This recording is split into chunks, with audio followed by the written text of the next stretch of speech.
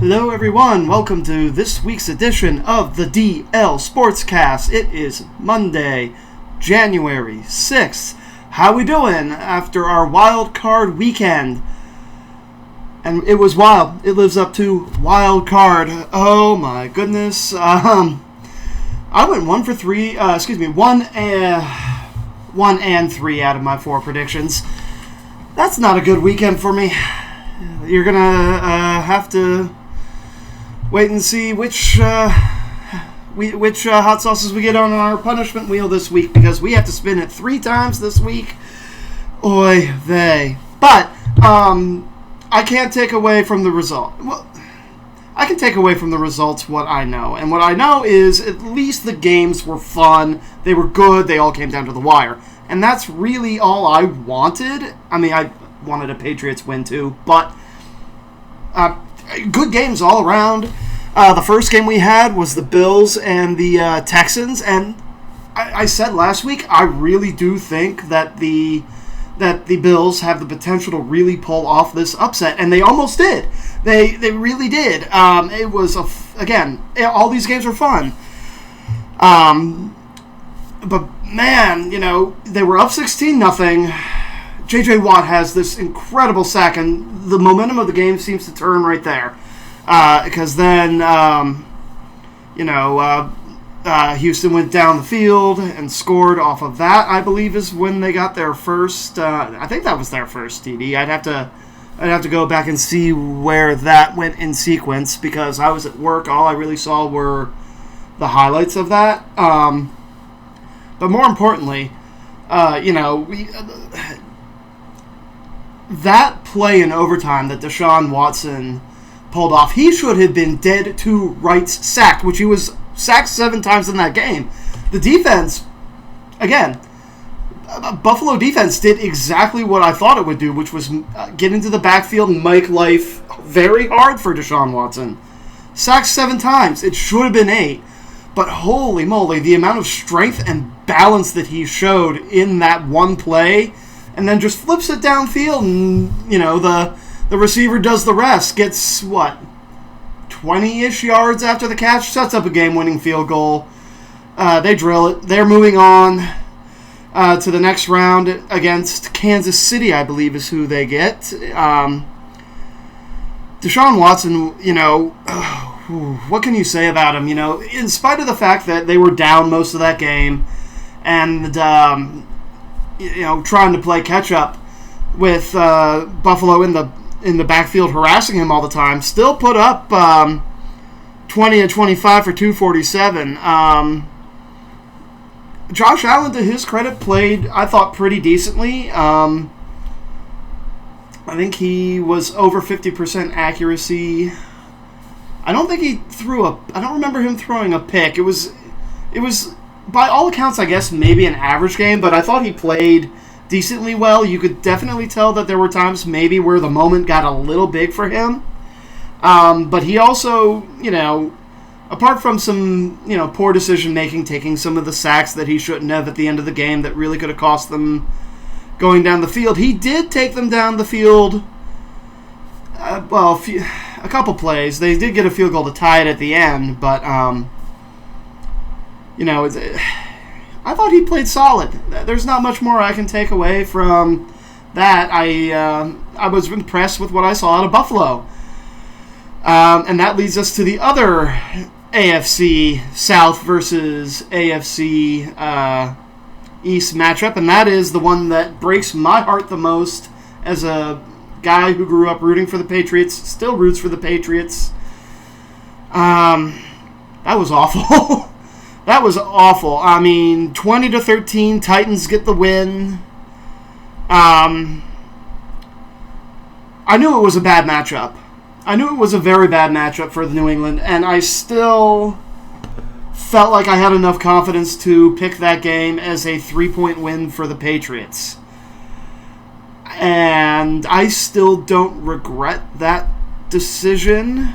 I might later when I spin the wheel yet again for this one, because I got that one wrong. But 182 yards on the ground for Derrick Henry, and over 200, I think, if you include his total yards. It was just a bad matchup. But the key sequence in that game, for me anyway, the key sequence in that game was in the second quarter. New England is up, I believe it was 10 to... Was it 10 to 3 at the time, or was it 10? I can't remember what the score was at that time. I think it was 10 to 3. I'm pretty sure it was. No, would it have been? Yeah, it would have been 10. I think it would have been 10 to 3 at that point. New England has a great. No, it would have been 10 to 7. 10 to 7. Excuse me, I had this wrong. I think. Yes. So. New England has the ball, first and goal on the 1. They don't punch it in. They kick the field goal. Fine, points are points. At the time, it makes sense. On the other side, right before halftime, Tennessee drives down the field. First and goal at the 1. They get the touchdown. And for the rest of the game, until Tom Brady throws that pick six on the last play of the game, that's the difference. No more scoring. It really feels... I mean, New England could not move the ball, and the one thing that I ran out of time to do is I wanted to look at Tom Brady's first half passing numbers versus his... second half passing numbers, because from what I remember, Tom Brady actually had a very good first half throwing the ball. And then I looked at his final stats, and I'm like, how accurate was he in the second half? I mean, when we do our years in review later in this episode, we'll go over some of this. But man, it just feels like that game was a one-game tale of the Patriots season. But the inability for them to punch it in from the 1 really is what comes back to haunt them in this game, in my honest opinion. We also should talk about that pregame ritual that the Titans pulled off. It was very collegiate, a la like OSU Oklahoma stuff. And I guess that, Vrabel comes from OSU, I believe. Now, I could be wrong, but was he he wasn't coaching at Ohio State when Baker Mayfield planted the flag. Was he, or was he not part of that? I don't remember. It's a few years ago. But he may have been there at Ohio State when Baker Mayfield planted the flag at Ohio State's midfield. This kind of felt reminiscent of that in a strange way. And the other thing, and I didn't even realize this until I had heard it either on national radio or at some point over the weekend. You want to talk about harboring some bad blood. I had forgotten that Mike Vrabel was part of the Matt Castle deal all those years ago when they sent Matt Castle to the Chiefs. I forgot that Mike Vrabel was part of that deal. That's I'm sure he almost feels like I got unceremoniously traded here, and I would love nothing better than to just, take a big old steaming shit in Bill Belichick's, front yard. And he did, They just bowled him over. The defense played well enough. New England's offense couldn't move the ball in the second half. Congratulations to the Titans. Have fun against Baltimore. And that sums up the AFC weekend. Let's go on to the NFC. And this game disappoints me more than the Patriots game because I for sure thought that this was going to be the most sure thing this weekend, as did a lot of analysts and a lot of people who do this professionally. A lot of people thought that the most sure game this weekend was going to be the Vikings and the Saints. I thought, I think the Saints were on fire. Their offense was almost unstoppable coming into the end of the year. And, the Vikings, a little iffy, coming into this game. Kirk Cousins has always had this, monkey on his back that he doesn't play well in big game spots, specifically when he's got national games. And, it's the playoffs. Every game is a national game. So, in theory, you look at all the circumstances surrounding it, New Orleans should have blown the doors off of Minnesota. Now, Minnesota is a good defensive team, so I didn't think it was going to be that big of a blowout. But I still felt like the Saints were going to be the team that win, and I did pick the Saints way back when. I thought the Saints were going to be in the Super Bowl for the NFC.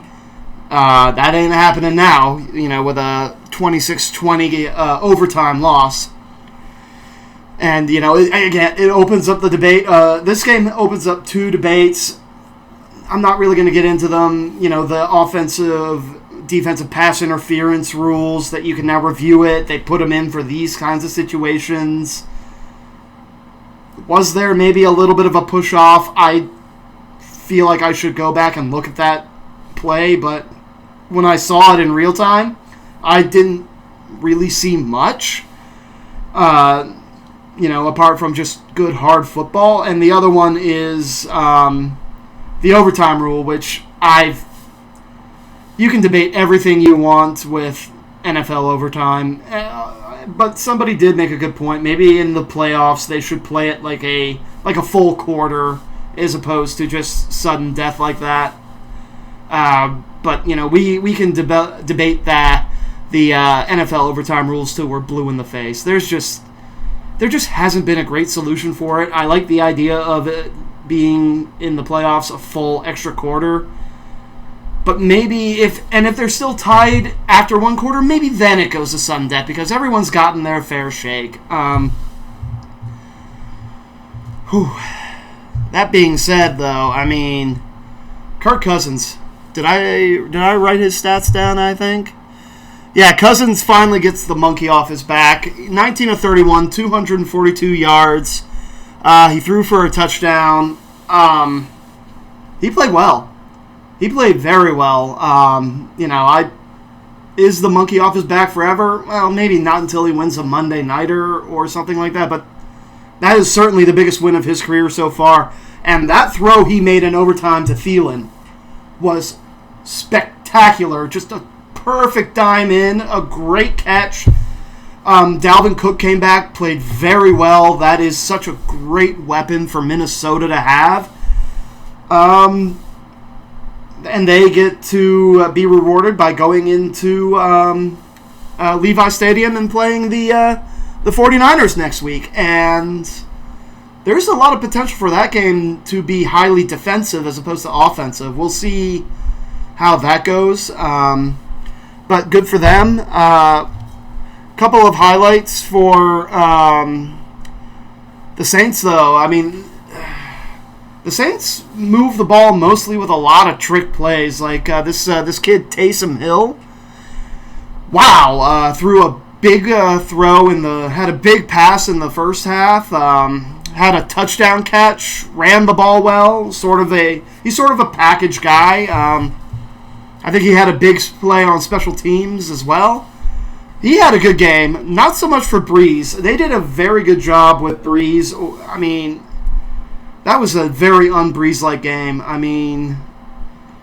Again, it's just so disappointing. I really had a lot of faith in the Saints, and 2 years in a row they just sort of get knocked out by. Yes, they should have played better yesterday, but there's a lot of people questioning that game-winning touchdown catch by Kyle Rudolph.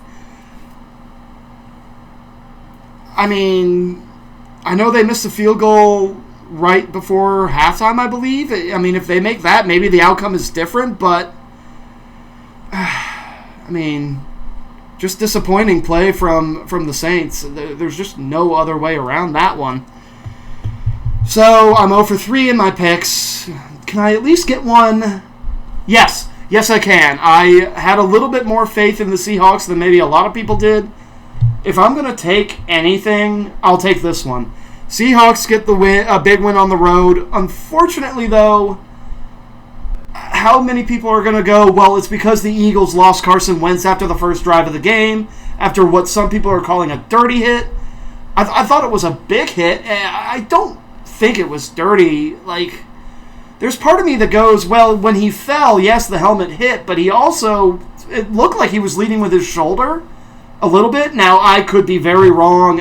I don't have any horse in the race one way or the other as far as, who I like versus who I don't like. So I don't really have an opinion on, like a passionate opinion on over, was it dirty, was it not? It was certainly a key hit because it knocked Wentz out of the game, and it wasn't necessarily, from what I understand, the helmet hitting another helmet that caused it. It was Wentz's head bouncing off the turf that caused the concussion, from what I've been hearing. But credit to Josh McCown, though. He came in, he played solid. He was 18 of 24 for 174 yards for a guy that was starting the year. What was he, an ESPN analyst and a high school coach? I mean, coming in a spot like that, played pretty solid. I mean, they didn't put it in the end zone, but he made some good throws. He even ran the ball a few times. Good for him. 40-year-old guy coming in for a guy who you argue would have made all the difference in the world. So many people were like, if Carson Wentz was hurt this year, they would not be in the playoffs. But man, Josh McCown coming in, isn't that the story of the Eagles season?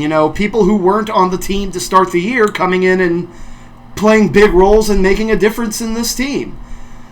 I can't blame the coach on this one, but man, that was a fun season, and we'll see we'll review them a little bit here in a few minutes. But that was a good showing for them, given all the injuries. Ertz came in, played, could have gotten hurt even worse, but in the end, Russell Wilson was spectacular. 18 of 30, 325 yards, one touchdown, ran for a bunch of yards, and Marshawn Lynch is back. If you saw that touchdown run he had, he just was bouncing off people, rolling around people. That was such a typical Marshawn Lynch power football touchdown. Again, fun to watch. I mean, all 4 games this weekend were just absolute treats. They all came down to the wire, and that's all you can ask for as a general football fan. Whether or not your team was in it or not, that's fun football. And, as a Patriots fan, yes, I took a lot of flack. Actually, that's a lie. Most of my friends back home didn't give me a ton of crap because they also know that I'm just going to retort back. At least we don't have the number 1 overall pick, and we've got Super Bowl rings and stuff like that. So that's a quick little summary of the wild card games. Now during that Eagles game, the Dallas Cowboys came out and did something very typical Dallas Cowboys, and that is they announced that finally, they are going to fire Jason Garrett. I mean, we knew this was coming last week. They had there was a report on Friday that essentially said they weren't bringing him back. The question was, are they just going to announce it as a firing? Are they just going to be like, well, the contract runs out anyway on the 14th, we'll just let it go there? But they announced officially, as if we already didn't know, that Garrett was not going to be returning as coach. While I was doing some prep this morning for this podcast, it came out that they are going to actually hire Mike McCarthy, which I thought McCarthy was going to be a shoo-in for the Cleveland job. Now, I can understand why the change, though. If Dorsey had stayed on as the GM in Cleveland. I think that's where McCarthy goes because McCarthy has a good relationship with Dorsey. The fact that the Browns decided not to bring Dorsey back essentially opened up the quote-unquote recruiting for McCarthy. And I do I think it's a good hire? Yes. Do I think it's an amazing hire? Maybe. I don't know. I mean, if we're going to talk about some, confidence levels, I mean, they're up here, but they're not up here. I think it's the right style of coach. Now, a lot of people thought that Lincoln Riley should come in out of college and take over there because they think he's going to inject some crazy life into that offense. He's an offensive schemer. He's done it with 3 different quarterbacks in 3 different years. And a lot of people thought that was going to be the obvious choice to go in and coach Dallas. McCarthy was a little bit of a late comer to that party, but again, I also think it has something to do with the Dorsey-Cleveland situation. But I think it's a good hire. I think it's the right guy to come in and sort of corral the situations there. And I also think that he's a guy that might stand up to Jerry a little more than maybe a younger coach would. But I have to also throw in one of their interviews that made me laugh. Over the weekend, it also came out that they were going to interview Marvin Lewis for the job. And I laughed. I laughed so hard because you're taking Jason Garrett. You're getting rid of Jason Garrett. And you want to bring in Marvin Lewis? Marvin Lewis is a carbon copy style of coach that Jason Garrett is. A guy who was in his position for a few years, probably longer than he should have been. And people thought, hey, we need to get rid of this guy. They wouldn't.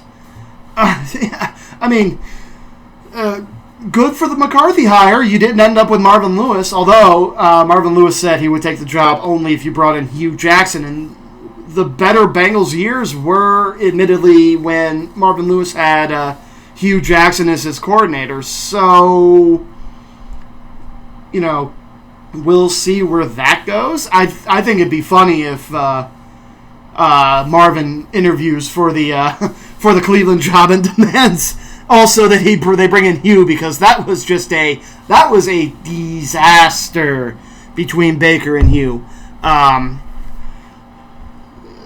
So that's what we got on on Cowboys coaching situation. Last week, I think I also mentioned that Matt Rule had announced he was staying at Baylor. I thought it was a bit of a shade so that A, he didn't have to interview for Cleveland, and B, he could focus on the bowl game was he in? The Sugar Bowl, which Georgia beat them in the Sugar Bowl. So now that the season's over, it sounds like the Giants are going to actually sit down and have an interview with Matt Rule, which, again, I think that's the right fit. But that's all for the new coaching news that I can remember. Cleveland, I can't tell you what direction they're going to go. There aren't any real candidates that I've seen that make a lot of sense there. They're looking at some coordinators. But now we move on to some sadder notes. First off, I haven't been doing. I got a lot of friends who say that I should include some NBA topics, and it's been hard because the NBA really hasn't had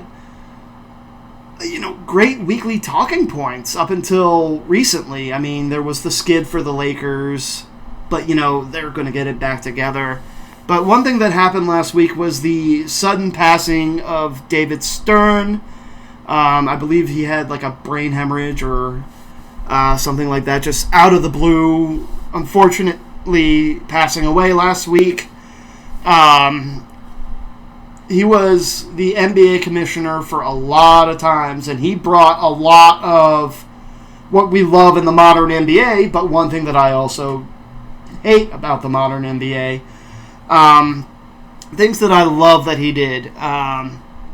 he is the guy that is responsible for making All-Star Weekend what it was.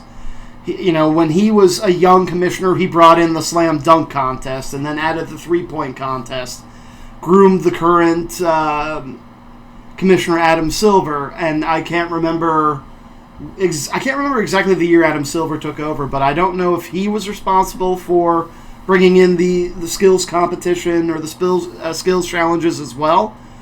But David Stern really brought sort of a party atmosphere to All-Star Weekend and made it a big event. But he was also responsible for the original Dream Team back in 1992, or at least his allowing of Team USA to have those NBA players. And that team there's a reason it's the Dream Team, dominated everybody they played. But it was good to see David Stern have a big impact in that.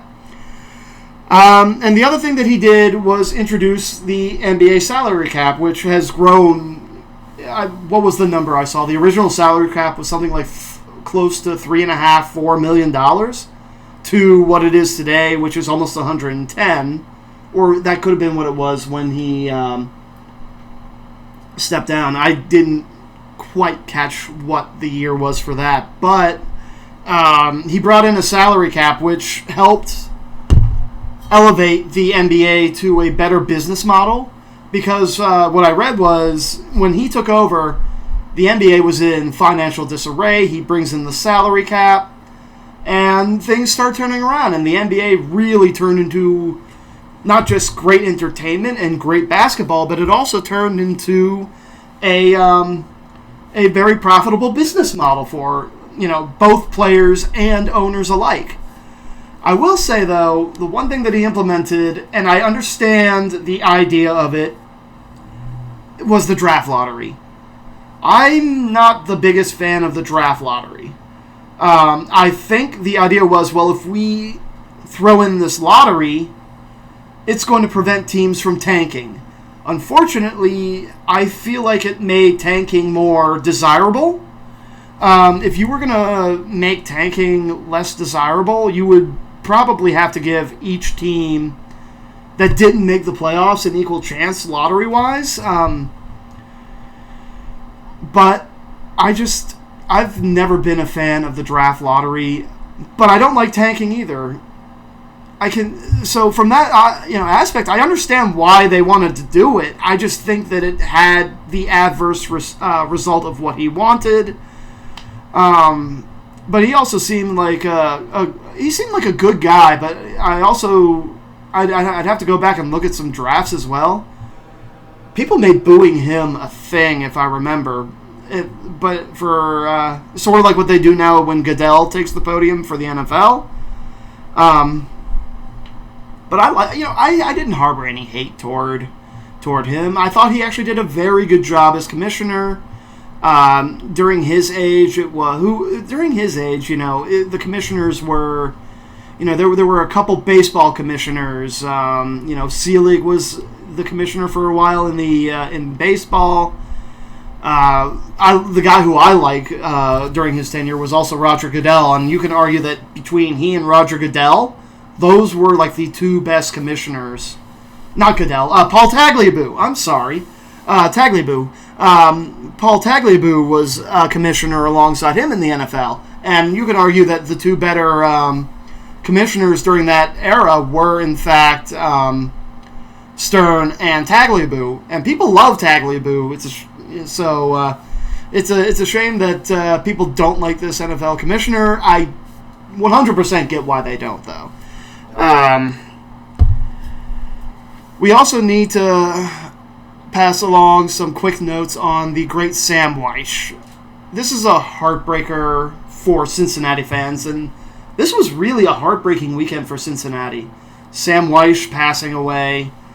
The last time the Bengals made the Super Bowl, he was the head coach, and that was that super heartbreaking game against the 49ers that they lost in the last minute. I mean, oh man, it's just I was 3 years old when they played in that game, So I don't really remember watching that game, but it's a very talked about event and a very replayed event in all the archives because of how great that comeback was for the 49ers. By all rights, the Bengals should have had that at least one Super Bowl victory, and that was that 1990 year, I believe, is what the year was for that. Very beloved by the Cincinnati community. He went on to coach Tampa Bay for a few years afterwards, and he was responsible for bringing in John Lynch and Warren Sapp and a lot of the players that went on to have great careers under Dungy and Gruden. You know, there were a lot of players that he drafted as a coach of the Buccaneers that went on to win that Super Bowl that year with Gruden. He was an innovator. You don't really see, like, someone probably would have come up with it eventually, but he was the guy that really innovated no huddle offense for within the 2-minute warning. Hurry up and no huddle is really by his design.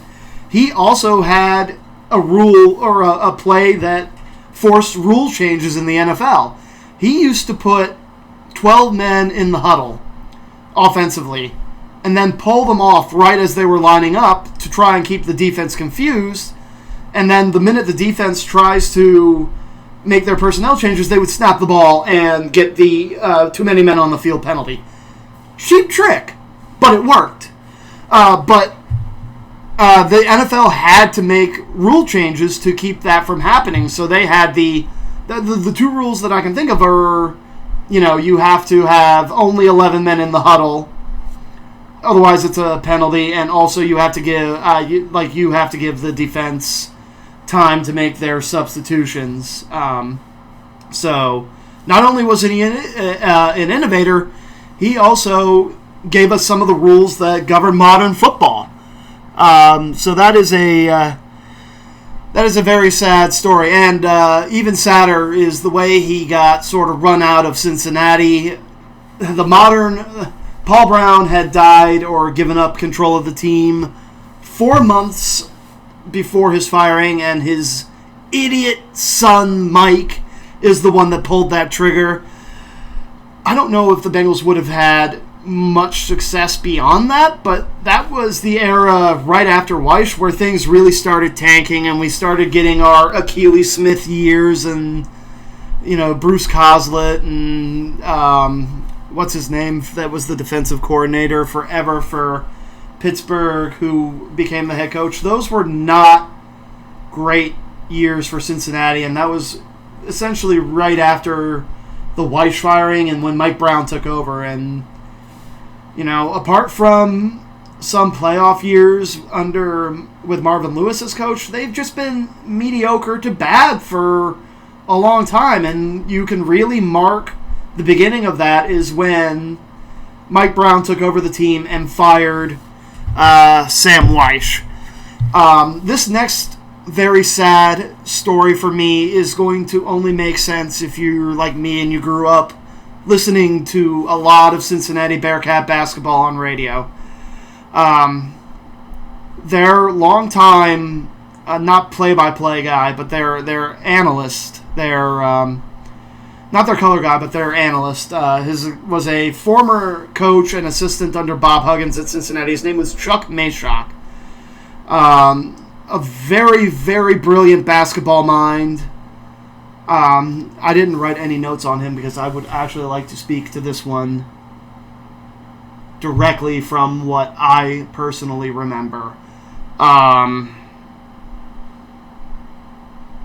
For as long as I was listening to the games on the radio when we weren't there, post games and pre-games on the way to the game and home from the game, he was just such a great basketball mind to listen to. He was a character, such a character that he got ejected from a game, not as a coach, as a radio guy.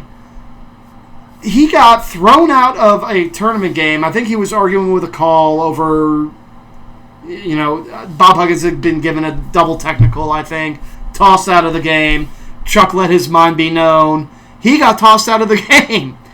And that's just the kind of passion he showed for the team. The funny thing is that it became a running gag whenever Dan Horde and Chuck Mayshock would sign off at the end, that Chuck Mayshock continued his streak of however many games it was without being thrown out of the game. And that was forever the sign-off.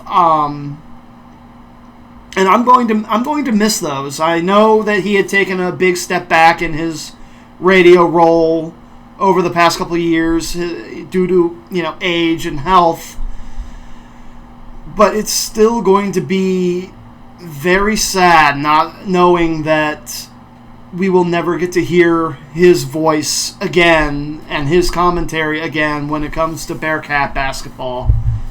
He still was heavily involved. The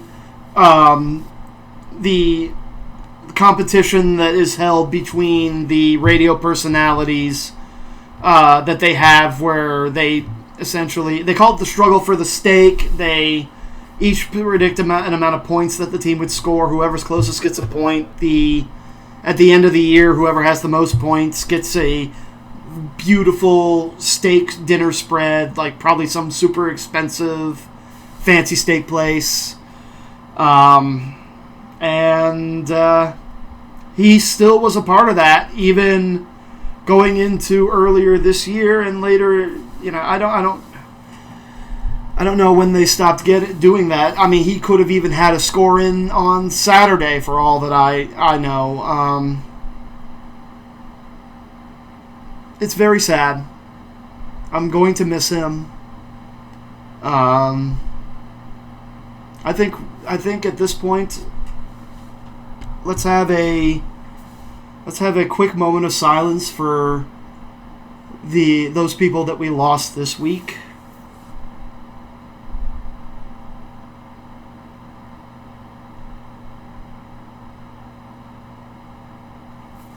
Okay. We will move on. And again, my friends wanted some NBA topics. Here are some NBA topics. This weekend was really interesting because as I was following along with the games, I also noticed that there were some really interesting NBA stories from some of the league's big stars. Let's start off with Andre Drummond, because this one doesn't seem to carry as much controversy with it. Detroit seems to be that they're looking to trade him. The front runner I think I saw was Atlanta. I think Boston was rumored in there. I think I saw the Nets in there as well. Drummond has said that he wants to stay in Detroit. Big stars, making big comments. We also have to throw Joel Embiid in there, and Embiid is the player, I think, for the 76ers. Simmons has been getting better, but Embiid has straight up came out and said, yo, I'm getting tired of losing. It is taking a toll on me. I mean, losing takes a toll on everybody, but why did he feel the need to come out and say, this losing is taking a toll on me? We go through winning streaks, we go through losing streaks. I do understand that they've fallen off a little bit, and they've fallen down to the 6th seed, but that's still in the playoffs. They're still, they've still got a winning record. Is he getting frustrated with his coach? Because that seems to be where this usually leads. Or is he just getting frustrated with his team? I've never loved, players coming out and being like, I'm getting sick and tired of, this, that, and the other. We also have Kevin Love, who has come out and said, I'm not bashing my teammates, and he posted a picture of him with his arm around one of his teammates. But do I believe it? I mean, is he just trying to put the fire out a little? Because apparently he really threw a tantrum on the court a few nights ago. there's a lot of talk about him being traded out of Cleveland. I mean, when Kyrie left, when LeBron left, he was supposed to be the big star for this team, and boy, have they been bad. I mean, it just shows you what sort of difference LeBron really makes, and I know I've hated on LeBron a decent amount. Not because I don't like him as a person, not because I don't like him as a basketball player. Maybe I just am like... I think part of it is because everyone debates, is he the best, is Jordan the best, and I kind of throw an old school argument that Bill Russell was the best, but it just shows you how much of a difference LeBron can make when he leaves a team. They just stink. They tank. But Kevin Love apparently threw a little bit of an on-court tantrum and showed his frustration on the court. Came out afterwards, said, hey, you're misinterpreting it. Are we? I mean, we'll see, but it does sound like a lot of the stars of the NBA are starting to throw some tantrums. All right. I think it's time to move on to our years in review continuing on. There were a lot of teams to cover last week. We covered the 20 teams that didn't make the playoffs. This week we're going to cover the teams that did make the playoffs and lost this weekend. And we're going to start off with the Philadelphia Eagles. Overall record was 9-7. Their offensive efficiency was 11th. Defensive efficiency was 19th. Their special teams efficiency was 26th. They put up 24.1 points per game, which was 12th in the league, and that's a pretty good number right there.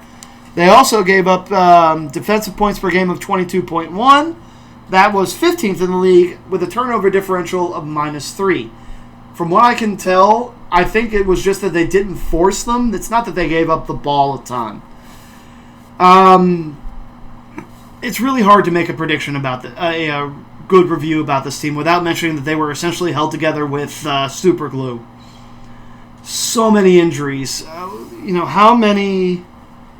Hold on one second.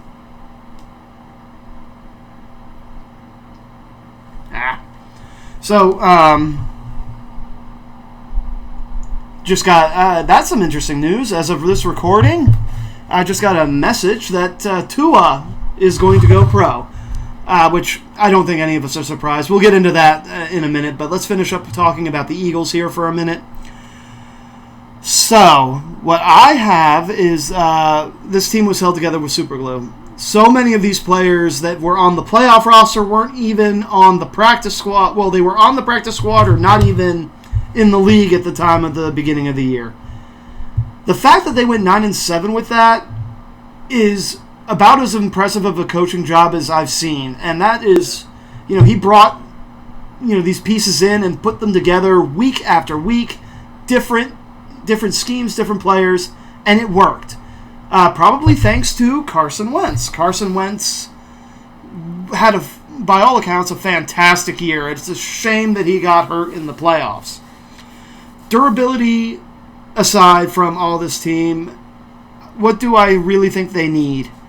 Probably another weapon. Now, Carson Wentz made all what he had look good. But again, a lot of these players weren't on the practice squad, weren't on the main roster, or even in the NFL at the time. I think they need to go out and draft a solid wide receiver, maybe sort of a slot guy. And we'll see what happens when Jeffries comes back, and if Deshaun Jackson wants to come back and play another year. Especially coming off of those injuries for Jackson. But it was a fantastic year for the Eagles. Maybe they also need some help, I'm going to say linebacker. I think their defensive backs are really good, especially when they come back, because their best cornerback or their best safety was out for pretty much the entirety of the year, as was most of the team. So maybe linebacker, maybe center as well, because I do think Jason Kelce is at the end of his career as well. I don't know how much more he has in the tank, but he has been around an awful long time. Let's see here. Who's next? The Buffalo Bills. All right. This is a team that I saw a lot of this year. 10-6 record. Offensive efficiency of 21. Defensive efficiency was 5th. Their special teams was 3rd. They put up 19.6 points per game, which was 23rd. They only gave up 16.5 points per game, which was 2nd. A turnover differential of plus 4. This is a very good team with a very good future.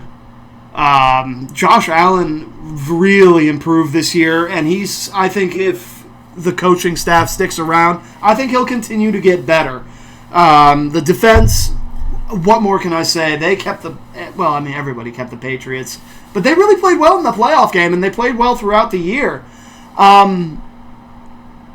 I was really impressed with this team. I wasn't sure how good they were going to be, but going into the second to last game of the year, they were still in the running to win the division, which, given the Patriots' dominance over all these years, that doesn't happen very often that you see teams that close to New England. Normally, New England has the division wrapped up weeks in advance.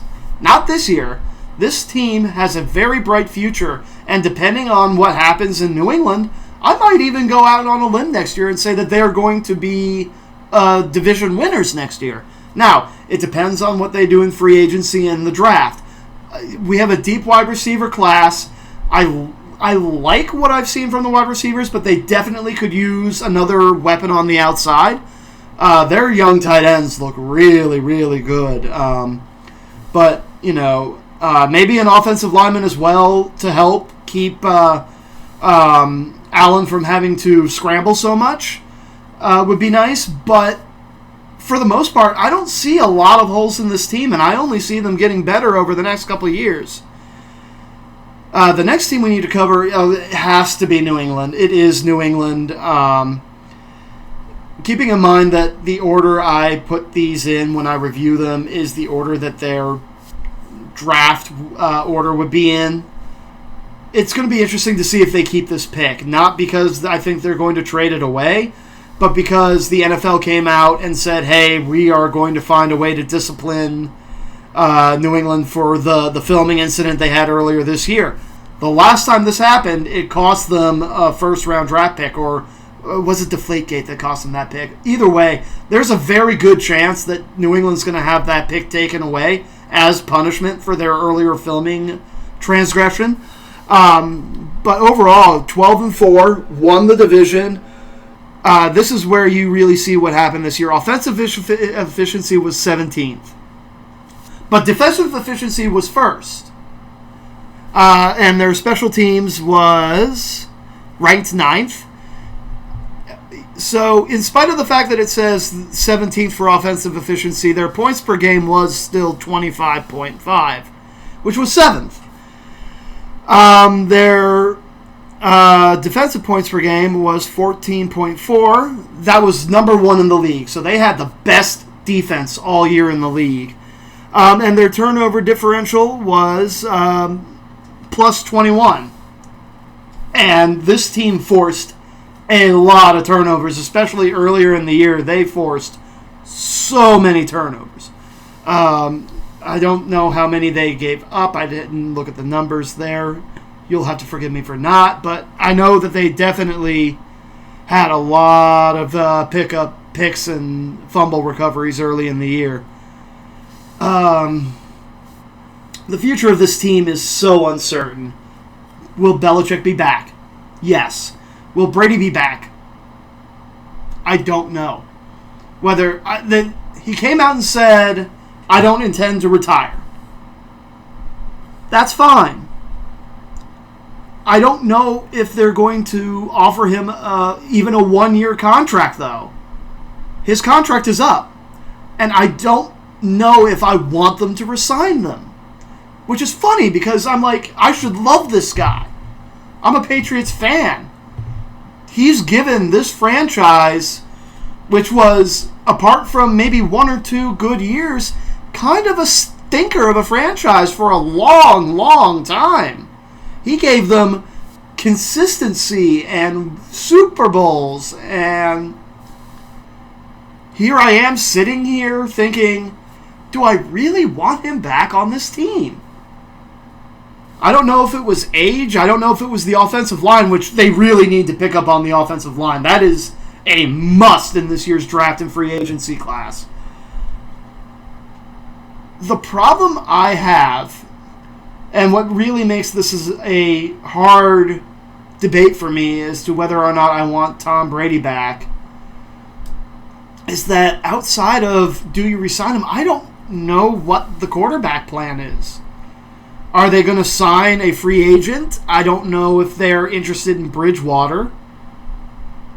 I'd actually be comfortable if they said, hey, I want to bring in Phillip Rivers. I think Phillip Rivers has a little bit more in the tank than Tom Brady does right now. Blasphemy, possibly, I know.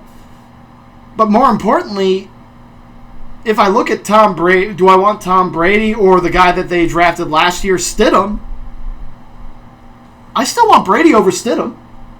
I don't know if Stidham's ready. I don't know if Stidham is the answer. Now, we won't know until he plays more.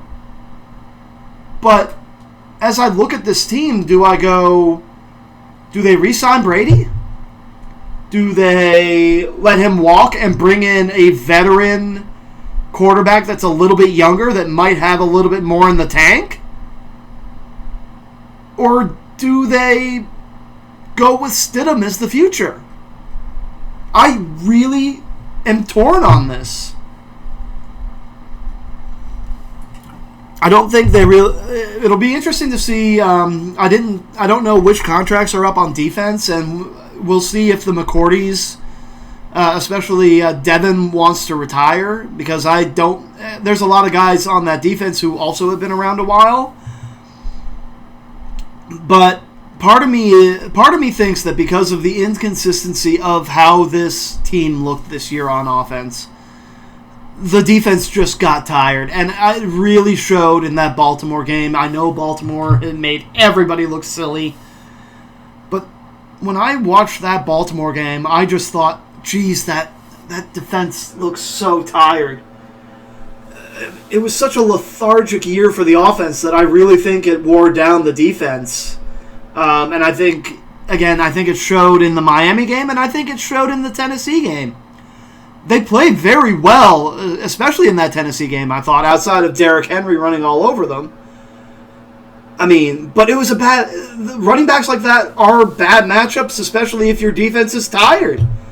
And the fact that outside of the Buffalo game, the offense didn't look so fantastic, and they didn't get a bye, I really do think that the defense just didn't have anything left to offer this year. I mean, they played as well as they could. But needs really, for me, are figure out what you're going to do at the quarterback spot and draft or sign good offensive linemen, because maybe if they really shore up the offensive line and Brady comes back, maybe that's part of the solution. As a Patriots fan, it's kind of weird just sitting here not knowing really what to expect out of the future of your team. We'll find out hopefully sooner rather than later. The final team that we cover for our years in review is the Saints. Offensive efficiency was 4th. Defensive efficiency was 11th. Their special teams was 2nd. I mean, they play in a dome. Points per game was 28.6, which was 4th in the league. And when you have a stud like Drew Brees, that makes sense. You're going to put up points, except yesterday. Their defensive points per game was 21.3, which was 13th, so it's respectable. They were 2nd in the league in turnover margin at 2. Oh, I should have mentioned that New England's plus 21 turnover margin was 1st in the league. Forgot that. Forgive me. But the Saints, when you look at those numbers, it just makes yesterday all the more disappointing. It really does. What more can I say about that? A lot, actually. Drew Brees set all sorts of records. What's the receiver's name? Michael Thomas set all sorts of receiving records. By all accounts, this team, I feel like, should be playing this weekend, and I thought should have been advancing to the Super Bowl. Just disappointing. 13-3. I mean, the NFC was so strong this year that 13-3 was the 3 seed. Wow. I mean, Green Bay gets a bye and San Francisco got byes. And 13-3 gets you third in the NFC. I mean, that just shows how much stronger the NFC is. And I really do think that we're going to see the NFC win the Super Bowl. I mean, depending on what matchup we get, it'll take until then, until we figure it out. But the Saints set Drew Brees, what did he break? Total career touchdown record. Last year he broke the yards record. Between he and Tom Brady, they are so close in touchdowns, but Brees, I think, is going to end up with it just because I think he's throwing more touchdowns, and I don't know what to expect out of Brady. I know what to expect out of Brees. Brees still looks like he's got it. More than Tom Brady certainly did this year. Both of them stunk in the playoffs. I just find it funny that in those games yesterday, the teams that were 1 and 2 in turnover margin in the entire NFL over the season couldn't get turnovers when it mattered. Again, they have Thomas at wide receiver. I think what they really need is they do need, I feel like, another wide receiver to add some depth to that. Thomas is great, but you need someone else to help take some of the pressure off. And they do have, they're all decent. I think some of them are up for contract years, though. Perhaps, getting another edge rusher for their defense would help, too. But to go 13-3 and get knocked out of the playoffs, that's saddening for me. But they'll bounce back. The rest of that division is trying to figure out what they're doing. We have Tampa Bay. We don't know what they're going to do with Jameis Winston. Atlanta, we'll see what comes of them.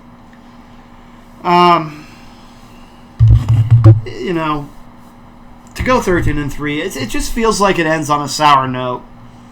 Not much more I can say on that. But it was a good year for them. I expect them to be back. I really do, especially if they keep Brees around and just keep throwing the ball. It's what they do best. All right, real quick, let's look into this news here about Tua deciding he wants to go pro. This isn't shocking, and there was also a decision from, I believe, one of the safeties from Alabama last night whether or not he was going to go pro. Like, he initially said he was going to come back, changed his mind, and Tua's going to go now. Hardly surprising, not at all. Everyone thought he was going to be going anyway before his injury. The whole Miami tank for Tua thing. Now, I'll be interested to see what his draft stock looks like.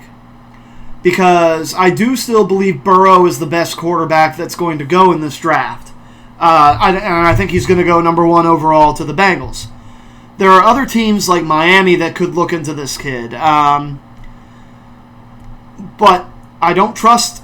I trust his talent. His talent isn't what I question. What I do question more than anything is his health.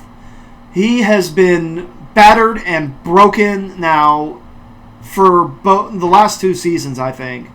He has not been entirely healthy. And that, I feel like, is going to hurt his stock now.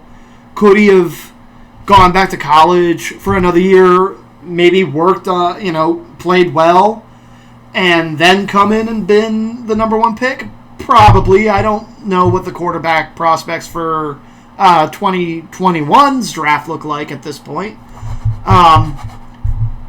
But as it stands, I think it's the right decision. Test the waters. See where you go. Will he be a first rounder? Probably. Somebody will take him early, like Miami, maybe Jacksonville. But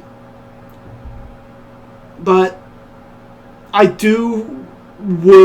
would be very cautious with him because I do think those injury issues are the thing that's going to come back to bite him a little bit stock-wise.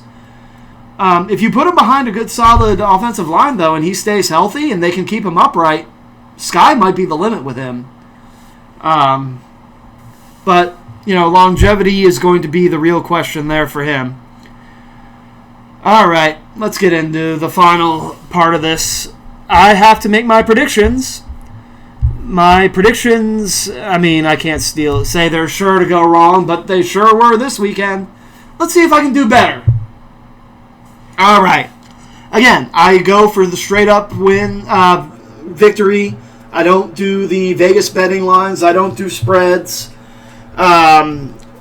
This is what we got for matchups. The Seahawks at the Packers.